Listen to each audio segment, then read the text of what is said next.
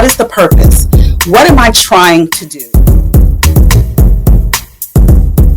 Who are giving you keys, giving you gems, creating pipelines to access, talking to influential people, icons, about how they've done it, and sharing the tips so that you can enter into that space. One thing that I do know about marginalized communities is that the pipeline to access is often limited. Now, if you're cleaned up on Saturday mornings and your parents played old school music, then this show is for you.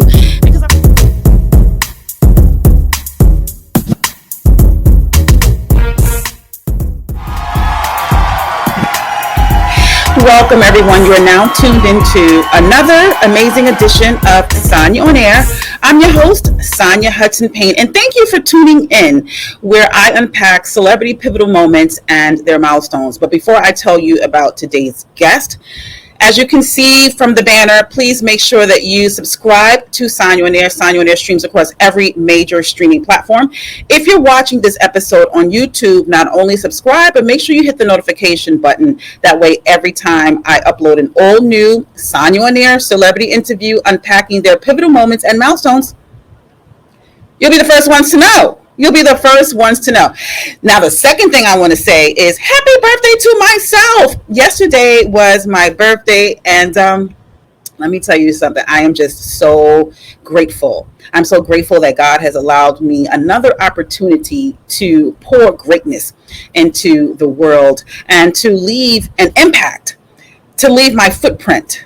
So this is something special for me. I don't take it for granted. So I just want to also give a special shout out to all of the amazing and fabulous Leos of the world. I know everyone heard you roar, because Leos roar all the time. We can't even help it. When I try to turn off this switch, this internal fabulosity switch, I can't do it. I can't do it. So talking about fabulosity and fabulous women, especially women of color, today's guest.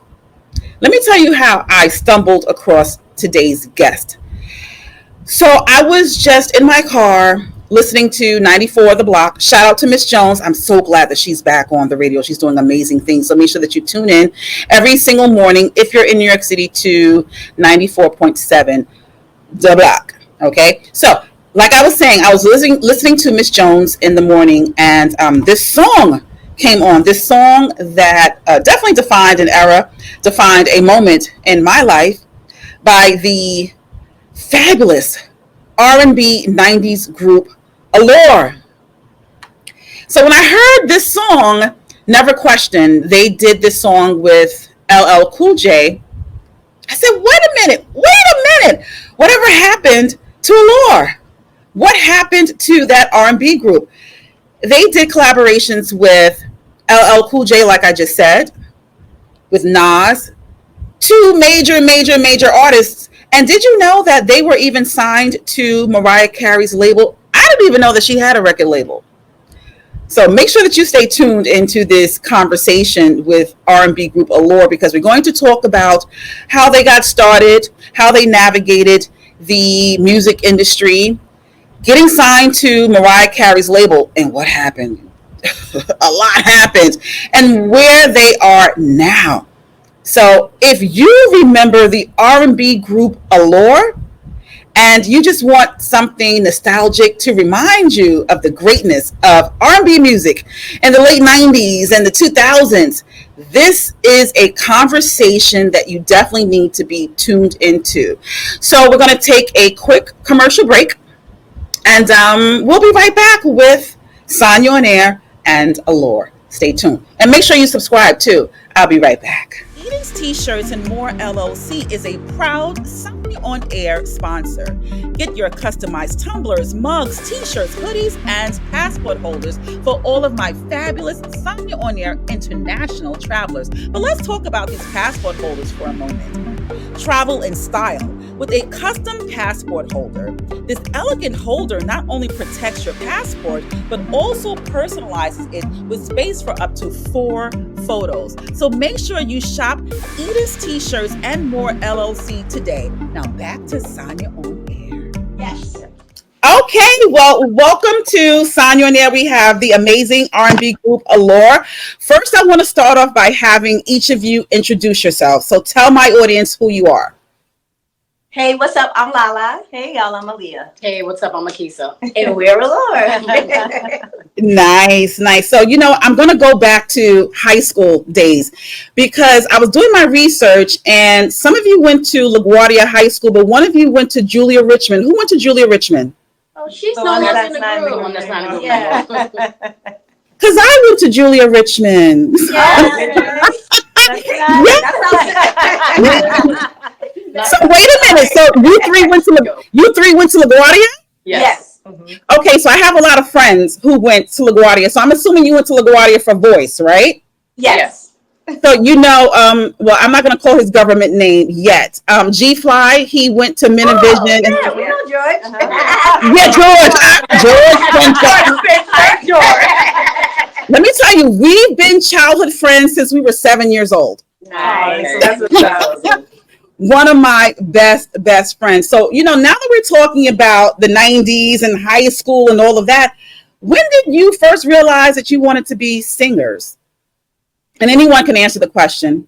For us, like we said, we played around a lot, just because we could do it. So it wasn't really something that we took seriously until like our family started saying, you guys really should start trying to do this and like make this a career because you guys sound great. And then we were like, okay, might as well. Let's give it a try. Okay.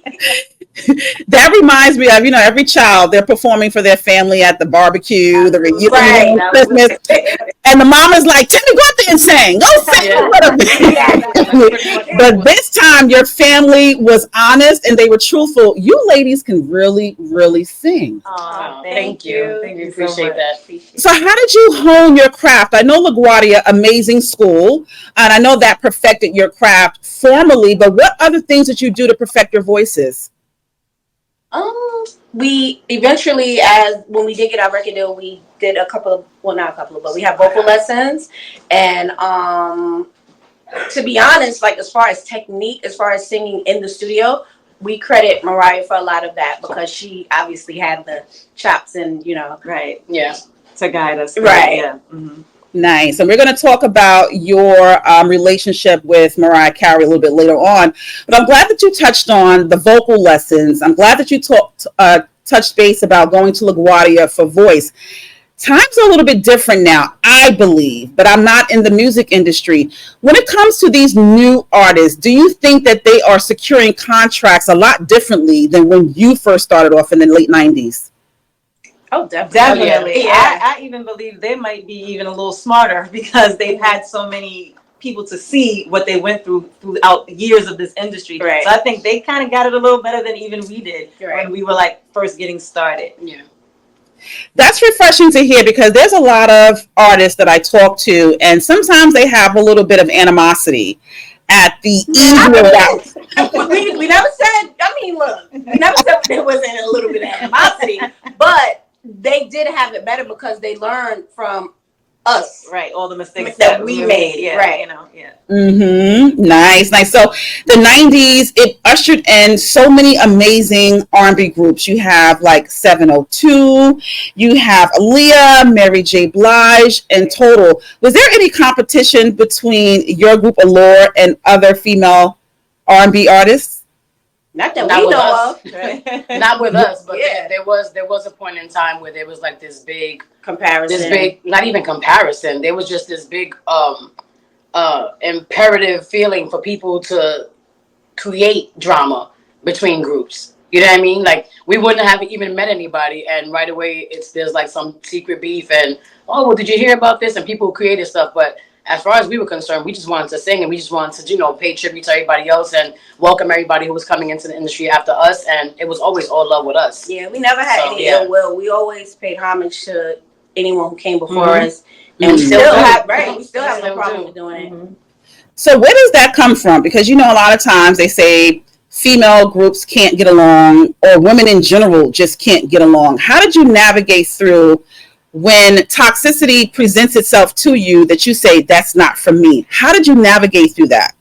Well, that's one of the reasons why we're a trio. Right. And also because a big part of it, like a lot of groups, not all, but a lot of groups were like put together. So you have to learn personalities. We grew up together. Plus, we have family members that make us take accountability. Like something is being done wrong or whatever is happening, we have people in our circle that's gonna let it be known like that's not it. You need to cut it out. And we respect those people, so we learn from it and take heed. And we're also naturally just not catty women. And that, you know, women are known to that's a little stigma. Like we're, you know, we're catty, we can't get along, there's always beef in between, and we're just not like that. We're girls, if that makes any sense. We're literally sisters. Like, don't get us wrong, like it's not hunky dory all the time. Like we argue, but it's never to the point where it's fist and cuff. So why that makes me laugh. I love that gem. I love that gem because I always encourage people to be mindful of who you allow in your village, who you allow around you, because accountability is so important. So I'm glad that you had people in your camp that were able to say, don't do it that way, don't get involved in that, and that you had the humility and the foundation to know better and do better. Absolutely. You briefly talked about some of the influences that you had growing up in this industry. Who were your early musical influences? That list is very large, but as a collective, I know that I'm safe to say that that I can speak it right for everybody. But En Vogue and Ex-Girlfriend were the it girls for us. Like when we finally sat down and said, maybe we should give this a chance, and maybe we can do this because they know we can sing. We just, they were like the blueprint to everything. En Vogue, you know, En Vogue. I mean, we just can't dance like Ex-Girlfriend. We weren't doing like cartwheels and flips and stuff, but just the energy behind them, the vocal ability behind them. How everyone was unique, but still it was cohesive. Exactly. There was that individual swag between each girl, and then collectively when they got together, it was just something serious. And then En Vogue was just like, you know, all vocal, but also the classiness. You know, and that's something that we always wanted to make sure that we kept in the forefront. Well, I had to learn classiness, but girl, I'm still trying to learn it. Don't worry about it. She's very, you know, Lolly's very, around the way. So like if we took a picture, it's the cost. Exactly. If we take a picture of me and Leah, like Lolly's more like. I get it. I'm a Brooklyn girl. We're all from New York, so I understand the attitude. I get it. There we go. Hey. That New York swag is definitely very evident. Wow. But you know, you mentioned En Vogue, and that is such an influential group. I had Dawn from En Vogue on my show. So I'm glad that you were able to pay homage to that, because a lot of times people don't pay homage to people who came before them. If you could name, let's say, another group that was influential, who would that be? Or another individual singer, who would that be? We could go on for days, but if you still want to stay in groups, you can say Escape. We sang this song to get one of our deals. SWV. We can go on and on and on. Like, got it. When Mr. was in the group. Yes. Supremes. Because like we go on and on and on. We go back. Like a lot of our inspiration, you know, really just is very diverse. It's so diverse. Like we could even go as far as like people that sang lead in our churches choirs, like as we were kids. So it's like we would be here all day. Like with a list. But you just dropped another gem. I really lean in and I listen. Church.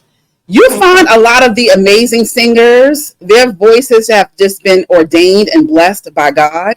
So I'm glad that you dropped that you have a church foundation. And this is what demonstrates your blessings. When I tell you, never question, I've been blasting that in my car for about no lie. One of our least favorite songs. That's my favorite song. Wow, we appreciate it. Thank you.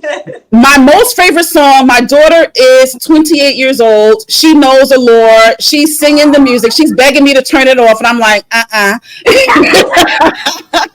But you said that's your least favorite song. Why? To perform. Why? Because for some reason it feels like it drags. Like it's like the chorus to us happens 25 times. It's a bop. Done it. We're like, okay, that's enough. Wait, it's a bop. Yeah. But we crop it. You know what it is? Trackmasters played the hook so many times at the end. We were like, I don't have any more ad-libs. Like, dude. It's like it takes us back. We got PTSD from having It's a vibe. That whole song is a vibe. We love LL though. We love Yes. How did you manage to get LL Cool J to do a collaboration with you? How did that work out? Oh, well, we That was have all to Track thank Masters. Trackmasters. Yeah. They were very much big hip hop producers at the time, so they were doing work with people like LL and Nas, Right. Raekwon. Right. So they had a lot of relationships, and we just felt great that all these people wanted to co-sign our first project. Right. And we just were honored, and we appreciate all of them. We thank them. Yeah, LL Cool J. You had Nas. I said, what the hell? Like, I mean, Yeah. it was just amazing. So you mentioned Trackmasters, but specifically it was what, Polk, right? Well, Poke and Tone. but Yeah. Poke and Poke and Tone were the ones that produced us. Right. Mhm. So they were friends of yours? No, we actually. I love it. I love it. I love it. We were rehearsing in a community center with our lovey Will Adams. Will. And he had we would do rehearsals every week in a community center, Yeah. and he knew somebody that knew somebody that knew somebody. Shouts to them, And, too. and they introduced us to Polk, and Polk came to community center, and we looked crazy. We look hella crazy. Yeah, like, and just, always eating. We were always eating. We're still always eating, but, we were eating. And he came, we sang a cappella for him, and that's how everything started. Yeah. Yep. So if I recall, I think a few minutes ago you said that you sang an Escape song. Is that correct? Yes. Which Escape song was that? It was tonight. We were singing that. We were singing that for every introduction to everybody that we ever met. Right. That was one of our favorite songs at the time. And when Bo came, like when she said when Bo showed up, that's what we sang for him, and that's kind of what sparked the interest and got us our deal. Wow. Yeah. So singing, like, did you really say, I want a record deal? I want to be on somebody's radio. Was that the goal, or did you just say, I just want to sing? We just wanted to sing. We really didn't know what it entailed, like everything. Like the we music industry. Right. Like the music business. Right, the business. Yeah. Right. So we were just like, give us a mic. Let us sing. And let us go. Yeah. And that's just how we were. So we had to learn a lot of things the hard way. Yep. But, it is what it is. Here we are. Here you are. So talk about signing your first record contract. Where were you? How are you feeling? And what did you do to celebrate? Oh my gosh. It's funny because we were excited. We were happy about it because we're young. So, we're, just happy to be doing it. My mom always says that was the worst birthday of her life because we signed in October because they had to wait for me to become 18. And I didn't turn 18 until September, and then we signed contracts in October. And, my mom always says that was the worst birthday of her life. If that says a lot for you. So, again, and here we are. Right. So looking back on your first contract, do you feel as if you signed a good contract, or you could have done better? Way better. She said it was the worst birthday of her life. What was wrong with the contract? We always looked at things like, it's an opportunity. Right. Once we just do the music, it's going to be fine. Everything will work out. And we were like, then we're going to get our writing charts. And then we're going to learn this. And shows are coming. Like, we always were trying to be positive with, let's just get in the door. Right. You know what I mean? Like, let's just, and, sometimes that wasn't the best decision. But, Yeah. Right. I've learned that the kind of hard way too. It's just not enough to say I just want to get in the room and just kind of figure it out later.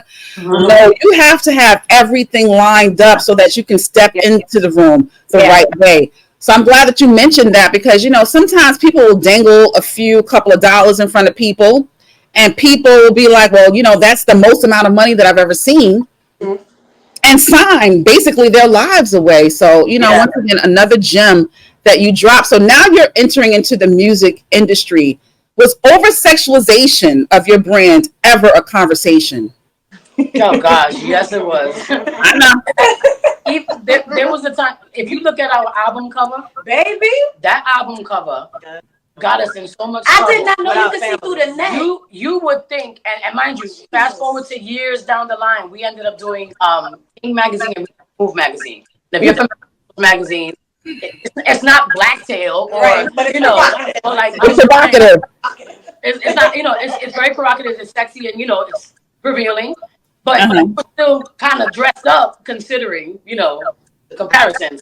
But that album cover, we wore like these shade outfits, and you could kind of see through it, but you didn't see everything. But just the fact that you could see a little bit of a hip bone, baby, the families were not happy. They were like, naked and you guys are supposed to be classy. But We're like, but we are. It honestly, We didn't that feel day, naked. it didn't feel like that but when the lights hit crochet, Yeah.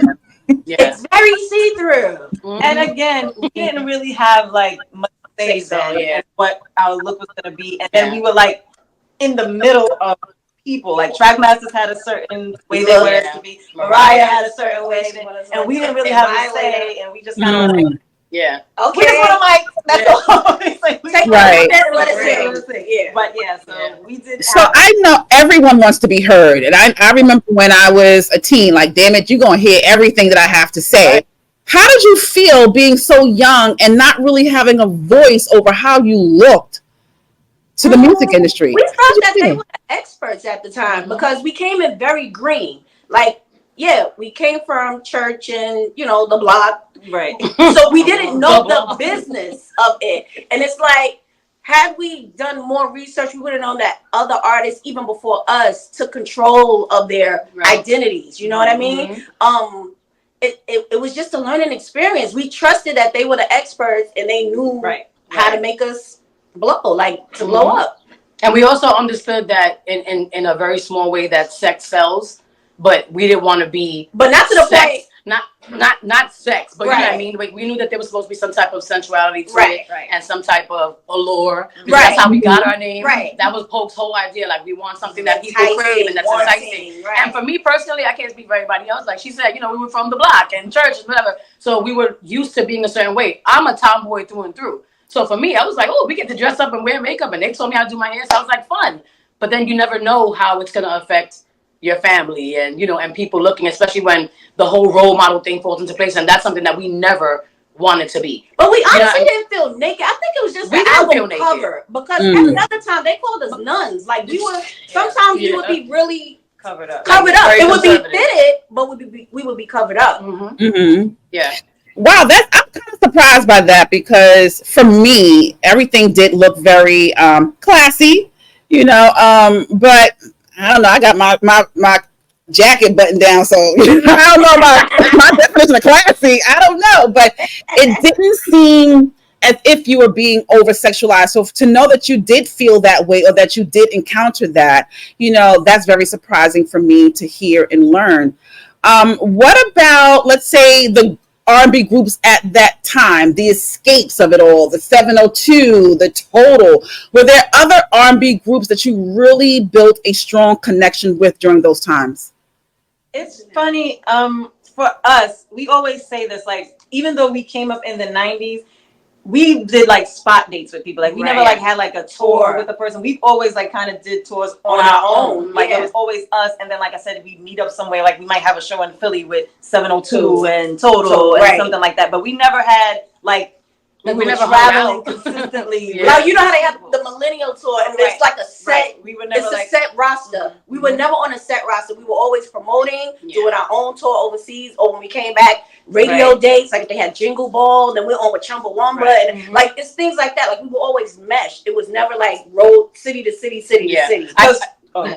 Because when people even ask us, like when there's kind of like these 90s tours that come out, and they're like, how come you guys are not on there? And we have to honestly say, like, we really didn't have those relationships like that with those people for people to even say, oh yeah, Allure. Sometimes it just takes a person that might say out of something and be like, oh yeah, them, and then we'll be a part and be a part, but we were never like in a circle. It was always us. Like we just had us all the time. Yeah, I think the closest that we ever came to like really kind of like I don't want to say it, I hate this word, forming a camaraderie, but we were always at the label. We were like label kids. We were always there getting CDs and hanging out just for no reason. And Black was always there as well. And I think we kind of formed like a nice little relationship with like Brandy and the girls. Because we saw them a lot, quite often. Once you were in Columbia.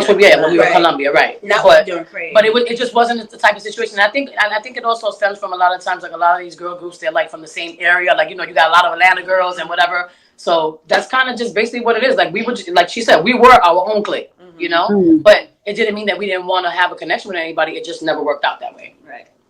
So do you think that the record labels were in part to blame for that, for not connecting you to other groups so that you can be on tour and build these relationships? Because the music, it speaks for itself. You know, but it's so weird. Our situation, like when we think back about it, certain things maybe now we can say, yeah, that should have been done differently, or this should have been. But hindsight is 2020, and I hate that saying. But you know, we hear a lot of sayings.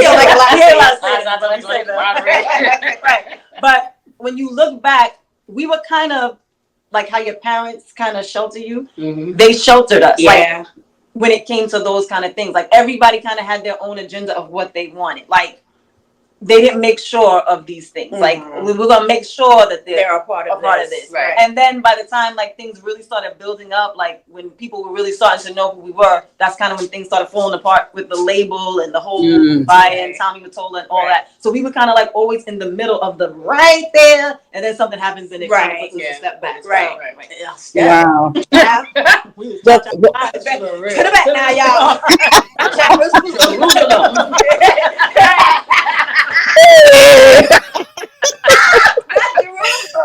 That's a perfect segue because you mentioned Tommy Mottola, and as I was preparing for this conversation with you, beautiful ladies, I didn't even know that Mariah Carey had a record label and that Allure was the first group signed to the record label. So my first question is, how many labels did you go through before you were signed to Mariah Carey's record label?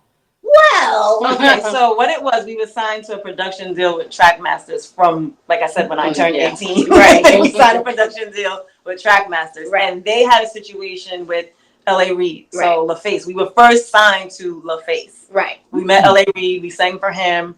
And yeah, we were signed to him for like 5 seconds. Right. And we started working on the album. Mm-hmm. And that's how Mariah heard. She heard a song that we had started recording called The Story. Right. And she heard it and was like, who's that? Right. And they worked it out. And we sang for her. They made it where we could sing for her in person. And that's how the whole situation came about. And then we were transferred over to her founding label as the first group signed. Okay, so this screams success to me, but I know success is defined differently by the individual. Mm-hmm. Yes. So you get accepted to LaGuardia, huge, because I'm a performing arts kid, so I know that that's a huge thing. Yeah. You are, let's say, supported by Trackmasters, signed into a production deal. Now you meet Mariah Carey. Throughout all of that, when did you say, "Mama, I made it"? I guess when she said she loved us. Yeah. Because that's a huge. Yeah. I mean, she was one of our idols. Like she was being younger us. Right. She was one of Whitney. Yeah. Like so. Right. She fell under the line of like, oh, that's a voice. Mm-hmm. So to be. To have the approval from a voice. Such a voice. Yeah. Right. We were like, oh, it's on now. Right. Yeah. And that's what I'm talking about. It speaks volumes to your talent. So I'm just like, what the F did the music industry do where, your name just isn't bigger than what it is? Not that it's not big. Well, we just didn't what you said. We did what the F. Girl, I'm glad you high five. I'm glad you agree. Okay. Like what the F? So then, so now you're signed to Mariah Carey's label, and then I don't want to seem like I'm tainted by these men out here, but just like a man, relationship over, and then the record label gets dissolved, and you ladies are dropped. Talk about that. Well, it was a sad we were traveling. Yeah, sad day in the Lord's world. Well, it was so. But we had just started getting our feet wet with traveling. We were in Japan at the time. That was like our first big tour away from home, and leaving our families for the first time. And it, like I said, we had just left the label. We went to go visit everybody. The walls were dressed up with all our pictures and everybody, all the other artists or whatever the case was, and they wished us well. We go on tour.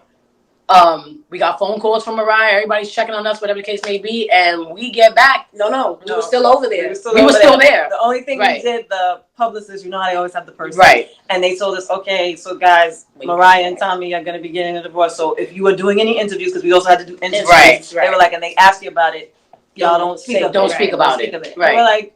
Okay, but even that didn't make us think like, oh, that means the label's over. Right. Oh, we're getting the side, but okay, we still gotta do what we have to do. Right.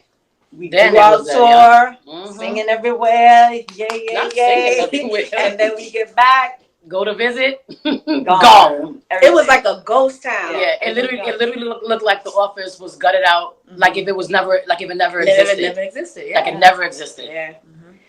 Wait, so that's how you found out? You just showed up to an empty office? We always did. Like, that was like the playground for us. Yeah, people knew that we were gonna show up just randomly, like ring the bell, hey, it's us, and they would let us up. We would just spend all day there eating or whatever. So we came back to like tell everybody about the trip, and and tell them about the tour and how it went, and it literally felt like the Twilight Zone. Yeah, we were like, what the hell's going on? We didn't know to that extent that it was that, like, we knew about the divorce, but we didn't know that this was gonna happen. Yeah, like if we would have music, it would have been Halloween straight through. Like, I'm like, what in the Michael Myers is going on? We were just in shock. And then we just got the call from Trackmasters a little later that now y'all assigned to Columbia, and we're like, okay, thanks.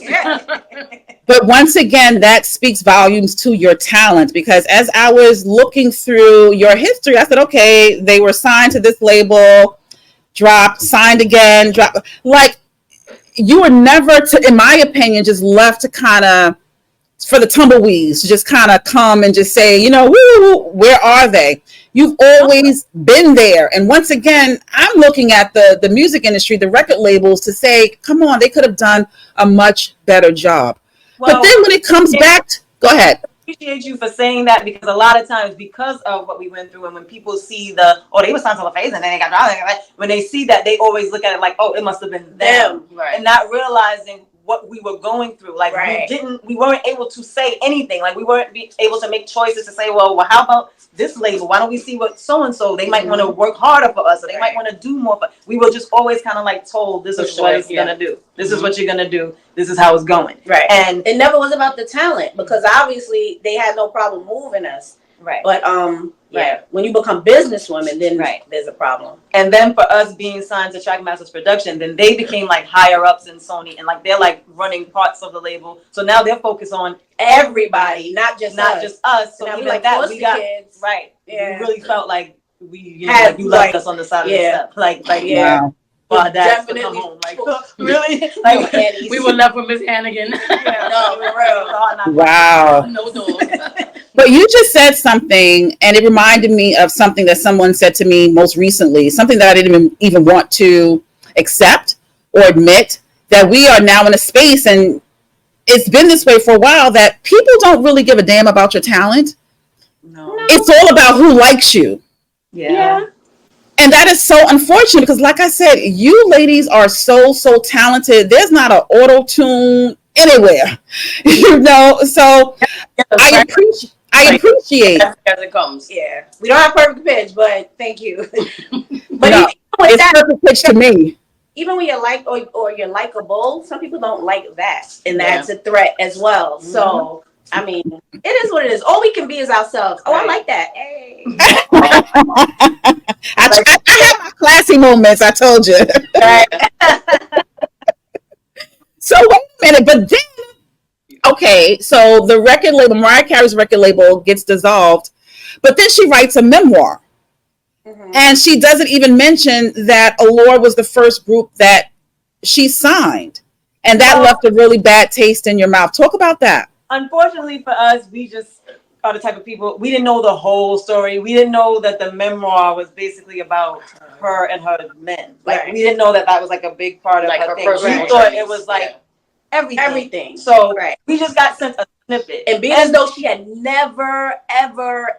other than when we first started at Craven, we did our EPKs and she was doing interviews saying, this is my new group. Right. After that, after the label dissolved, there was no conversation. It was like the label didn't exist and we didn't either. You know, she's famous for the I don't know her. Right. And we were fine with that. We were okay with that. Yeah. But when we got the snippet, when whoever sent the snippet of the book, we're thinking like, oh, you talking about this time in your life with the label, and you have the nerve to say so and so was your first. What? So then we're tired of it, because we always felt like with all of them, from Trackmasters, her, anybody, it was like they always would skip over our era. And it's like, yeah, we get it. Y'all had other people that became bigger and all these things, but we were all of y'all's first. Yeah. Trackmasters, you like and the first R&B group and signed to violate his right. management. So it was like we were feeling like, what's the problem? And our thing was, this is not our doing. We didn't choose for these things to happen. Right. Things were going up before all these things like started happening with the divorce and the label and all this stuff. So it's not like it had nothing to do we with weren't us. selling records. It was just in the midst of our climb, all these things started happening. Yeah. But then if you say that, it's like, oh, they're bitter. Oh, they're this. And oh, how come y'all didn't? And we just kind of got tired of it. Yeah. And I think that day we were having a moment. We were having a moment just thinking about all the stuff we went through. And when we got sent that clip, we just got mad. We're like, this is ridiculous. But then once we realized, like, oh, it really wasn't about dudes. we weren't with our dudes. Well, we weren't that. So, yeah. All right, it's but pretty still, much they weren't your first. They weren't your first. Right. If you're gonna mention, just give us our part of the history, or just don't say that. Just say Right. my group signed right. my label. Don't say my first But group. because we live in an industry world and social media is so big, social media likes to flip everything. But if you really look at it, that's like anybody. I don't care who you are, what you do. Once you put in hard work and you're discredited, and you're not acknowledged at all your life, like you know what that feels just like. Tell the truth. No.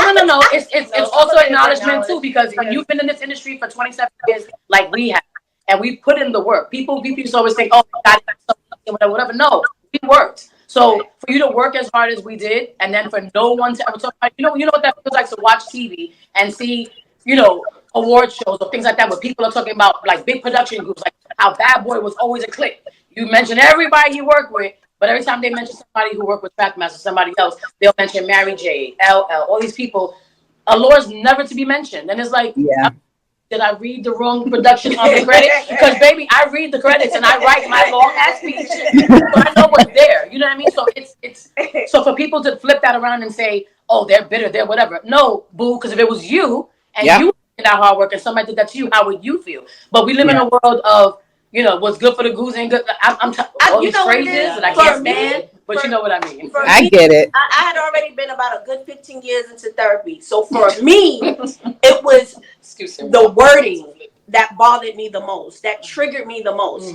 For her to say that a group was her first, and that was not the truth. I'm big on the truth. Integrity is a major key in my life. Like, especially when you experience it. You experience that first love, that first everything. Right. And that was one of our biggest issues also, that we thought that, like how it started, the way, we were being treated and how it felt like a family unit, whatever. We're big on family. So we're big on, okay, if, nothing else impresses us but loyalty. Right. Money doesn't impress us. All these little, material things. I mean, that's the business part. That's right. How we have to but even like when we first got signed, the money wasn't the aspect. It was we get to go and travel and really sing and let people feel, us doing what we love. Right. That's what was important to us. Right. So when you do little stuff like that, like not even mention like, oh, and we this group that had this #1 record and had this, it's like, I'm sorry, are we alone here?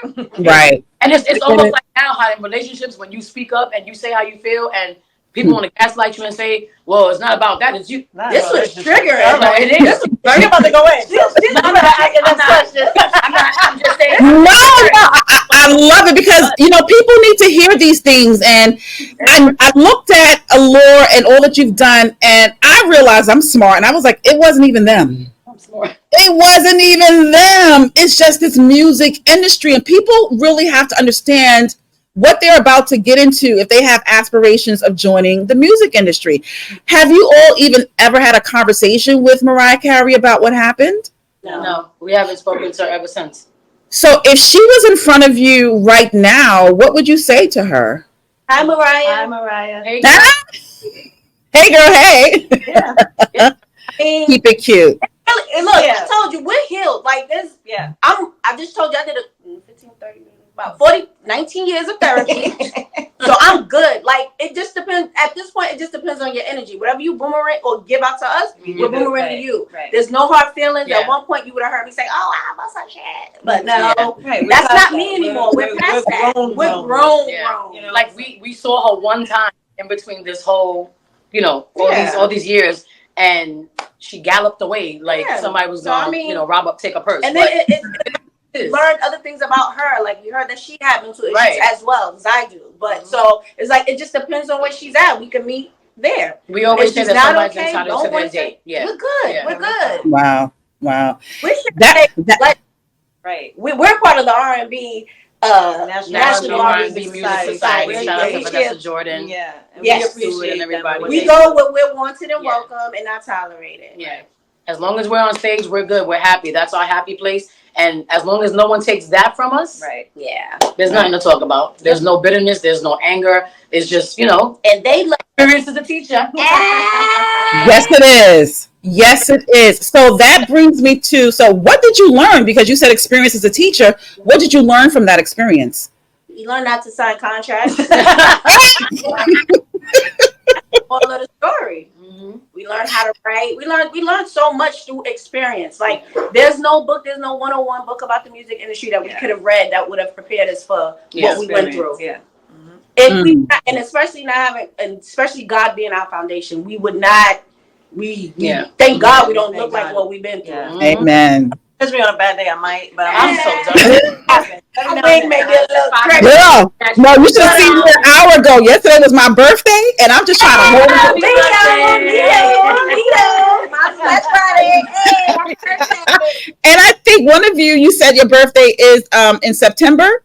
Yeah. Yeah. Well, Lolly's just passed. Mine's Me and just Leah passed, are coming up in September. Wait, whose birthday? Just somebody else is a Leo? Leo. Oh, go ahead, twin. Where have you been? Yes. I'm not even going to talk about you Virgos.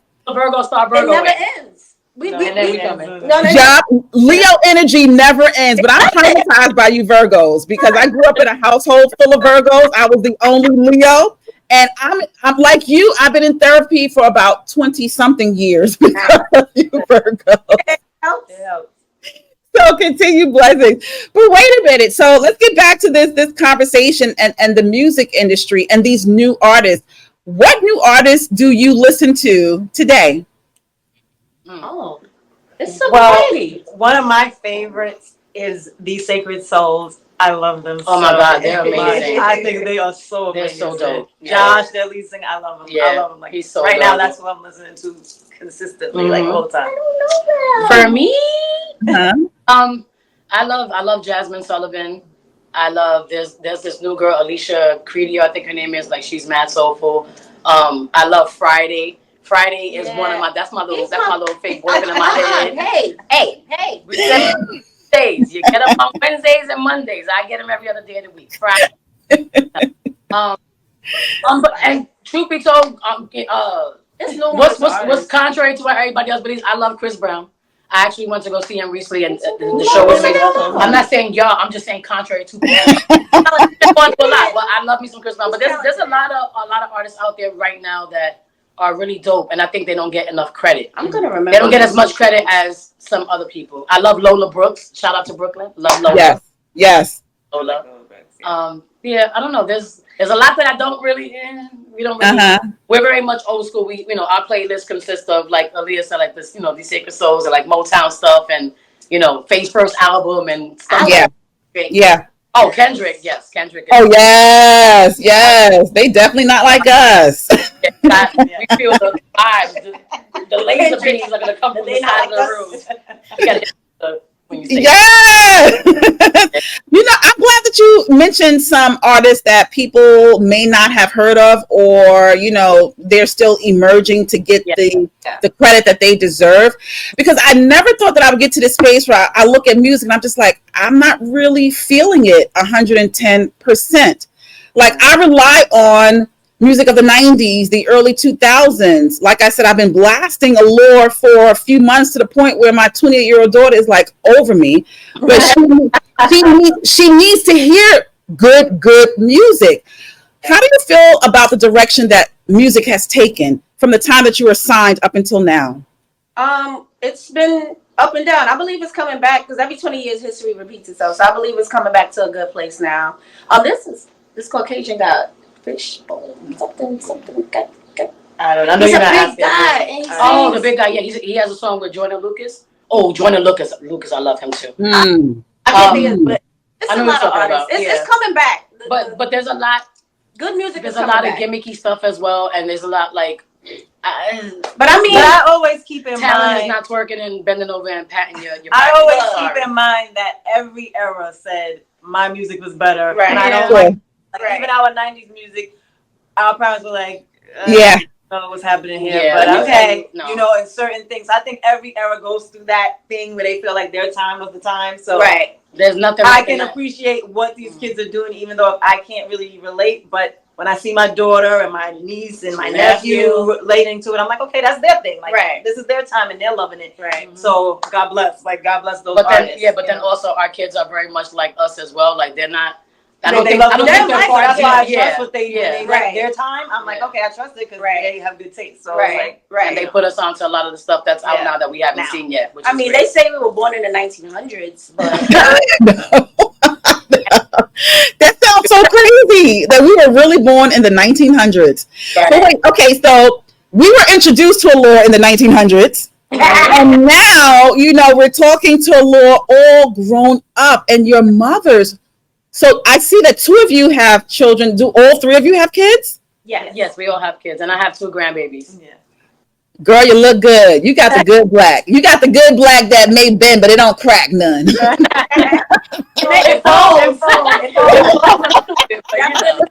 know somebody that like you. What about the rest of you? Kids, grandkids? Like, what's going on? Kids, grandkids? That's it. 5 more weeks. Virgo's coming. Stop playing with us. Oh, brother. Wow. So based upon your experience and all that you've navigated through the music industry, have you ever thought about signing your own group? No. Why not? No. I mean, because we would want to do it the right way. Like, we've seen it done the wrong way so many times. So we wouldn't want somebody's destiny to be in our hands unless it's done the right way. If we ever said we had a group, trust and believe me, everything, all our ducks are in a row and they about to go quack, quack, quack. Yeah, but honestly, I don't think we have the patience for it. I don't have any patience That's either. the biggest thing. We don't have the patience. We ain't never lied. We just said we're mothers, and I'm a grandma. We don't have Patience is a virtue. I don't have too much virtue left in me. Now, could we put somebody in the right direction? Yeah. Like we're Right. We're big on mentoring, We're big on supporting. and supporting, you know, like organizations that have like choirs and stuff like that. And we'll come and we'll talk to the kids. Well, I think that's as far as we'll go. We're actually getting into mentoring without because we're vendors for the Board of Education. So we're licensed to do the core as well as we big sisters, like a big sister mentor program. Yeah, and we're gonna keep it as honest and authentic as we possibly can, as you can see. Yeah, I'm definitely going to stay connected to you. I'm a director of a high school. Oh, nice. Yeah, and I'm always bringing in individuals because I believe that not every child is college bound, and I just want to have them explore other career options because I'm a firm believer that children can't be what they don't see. Right. And I want to bring excellence in front of them. But I have a question regarding your children, though. Do your children even know that their mamas are the shit? Do they know? They know, they don't admit it, and they don't care. They're not impressed. I mean, they hardly even want to come to our shows. They'll be like, yeah. Sometimes they'll show up and they're like, all right, we're back over here, we're to the side. Like, Right. Oh my gosh. Well, wait, how old are your kids? Oh, like that type of, she gets it. When there was a TikTok where they were like, oh, you were raised by so-and-so, but I was raised by this person. And she did it and she posted our pictures and this is my aunties. I was like, oh, you love us a little bit. But yeah, they're very much, they're used to us. It's like, they're like our little sidekicks. Yeah. I know. For the first time yesterday, I went to my daughter's TikTok. Yeah. And she put a post for my birthday and she called me the funniest person that she knows. And I said, you know, your heart, right? Your kids don't tell you anything. You know that. They don't admit it. Now we're just every 5 minutes. When you get that moment, you gotta hold on to it. Yes. I said, oh my baby. I said, what you want mama to buy you? Right? Because it's something. They hit you with the mom. Yes, I love it. So let's talk about where Allure is today. You have your own record label, correct? No. No? You gotta stop reading That was years ago? Yeah, we're not trying to have a label to create groups. We don't have no label. I hear you. But you're still performing, correct? Yes, definitely. That's the main thing. We're still on the stage. That's doing what we love. Performing for audiences. Like that's our Yeah. And we have we always say we're not going to talk about it anymore because we hate saying stuff, and then we take a long time, and we know that people, anyone that's a true fan of us knows that we take a long time with stuff. So I think people just like, yeah, right. When you do it, you'll do it. But we have our podcast coming, Right. called Grown Ass Girls Gag. Yeah. But it's more than just a podcast. It's Right. a lot more intricate than what just a podcast. Right. Soon come. Yeah. Maybe not soon come, but come.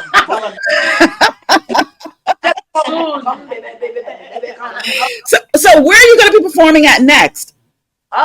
This Saturday we have a show at It's Saturday?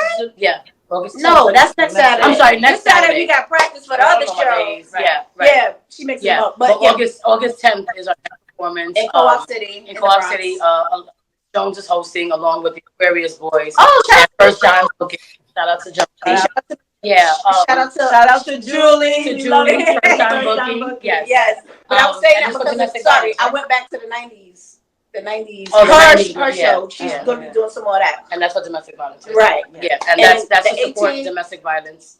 The 18th. But guys, if you follow us on our Yeah, Instagram. we're Yeah, flyers. we suck. The age We is ask showing. us days and we be like, yeah. When? When- Jack, when? Oh no. You Okay. see, I just thought we had a show this Saturday. I was getting ready to get dressed. So, Right. So There goes official that. Allure 97 on Instagram. Follow Yes. us and keep you up to date. Yes. Yes. Keep it up. And I'm glad that you mentioned Miss Jones because that's who I was listening to. I already recorded the opener of the show and I spoke about Miss Jones. I was listening to 94.7 The Block. Mhm. And that's when I heard that you were performing on some 90s tour and she played your song. And I said, God damn it, I gotta have a conversation with them because I am in love with you ladies. And you really defined an era of relationships for me when I was out in the streets.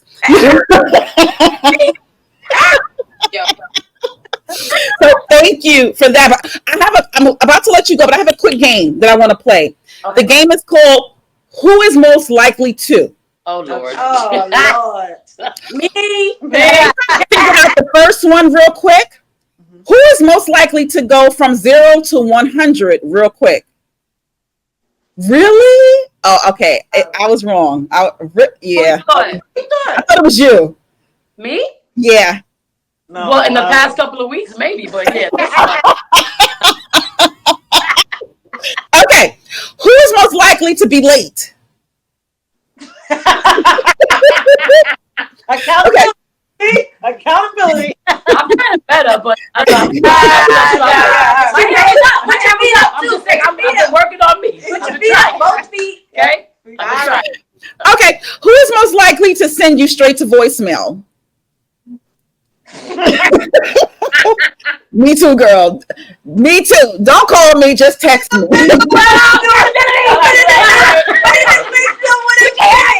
Put your hands up. Don't feel bad about it, girl. Me too. Like it wasn't her. Okay. Who is most likely to cook every single night of the week?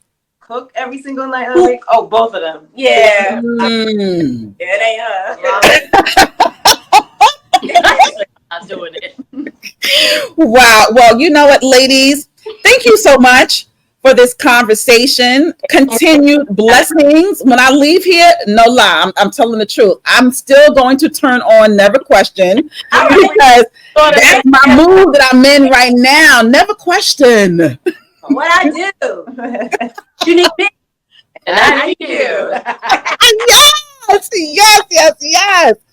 So thank you, ladies. Continue blessings. And I'm going to be back in New York because I'm leaving for DC tomorrow night. And I'm going to try to hit up your performance in Co-op City because, like I said, I'm just in Brooklyn. And I would love to see you ladies in person. So thank you so much. Thank Thank you. you. We appreciate you. Take care. Bye-bye. So there you have it.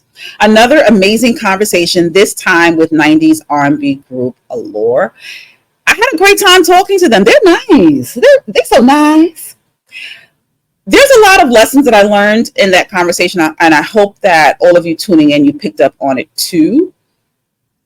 And it's the first thing that I learned, and I'm sad to say, I don't even want to say, you see, I'm getting all choked up.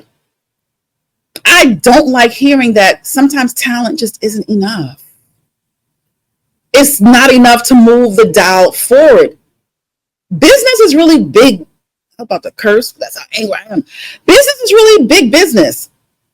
And it's a numbers game, and sometimes it's really about who likes you. And the bottom line of it all.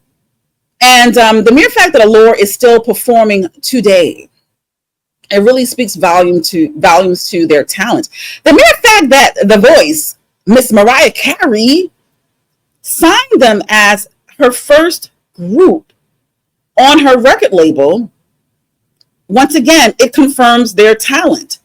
It is so unfortunate that the personal got in the way of the business.